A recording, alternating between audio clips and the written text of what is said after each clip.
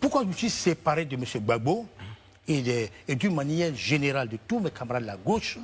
Je l'ai expliqué dans mon livre Côte d'Ivoire, l'agonie du jardin. J'ai fait partie d'une génération qui a combattu farouchement Félix Houphouët-Boigny. J'ai fait la prison pour ce combat. Nous avons nourri des idées, on s'est dit que ces gens du PDCI ne valaient rien. Et quand on va arriver au pouvoir, voilà ce que nous allons apporter. On est arrivé au pouvoir, nous avons gâché ce pays. Je n'étais pas content d'eux. Nous étions censés être des hommes de gauche. On a même dit qu'on renoncerait à la richesse, qu'on allait vraiment être des gens simples, qu'on allait vivre comme le peuple, dans le peuple, parmi le peuple. À moins de 2 ans, les châteaux poussaient. Et tout le monde font n'importe quoi. Non, je n'étais pas content d'eux. Il y a eu un moment où j'ai écrit à monsieur le président de la République, monsieur Laurent Gbagbo, je ne me sens pas bien dans cette politique, je ne me retrouve pas. Et je suis parti. Ce n'était pas la première fois que je quittais quelqu'un.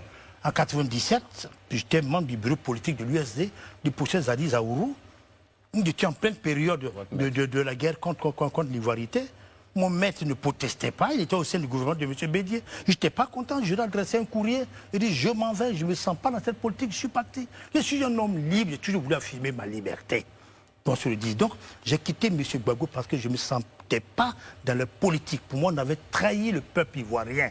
On avait promis, ce peuple attendait de nous, même si on ne pouvait pas lui apporter le progrès, mais un peu de paix. À peine on arrive, nous sommes dans la guerre, nous sommes dans les cris, nous sommes dans le clabaudage, on était dans le bruit, on était dans la misaille, les jouissances paresseuses, on nous donne un pays à diriger, on s'amuse, un petit coup d'État fomenté par moins de centaines d'individus, ça divise le pays. Non, on n'est pas fait pour diriger le pays. Il faut diriger pendant 33 ans. Personne n'a pu le diviser. Ouattara sera là pendant plus de 30 ans. Personne ne réussit à diviser la Côte d'Ivoire parce qu'il s'est veillé sur un pays.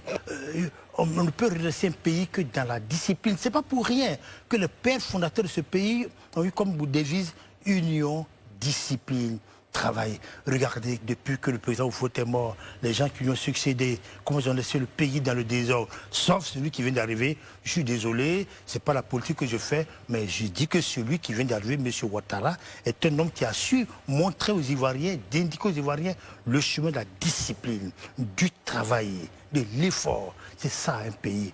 Bientôt 2025, est-ce que vous voyez une alternance possible au sein du RHDP où vous voyez toujours M. Ouattara je ne vois pas d'alternative. Se présenter, au niveau de toute la Côte d'Ivoire, je ne vois pas d'alternative. Aucune alternative.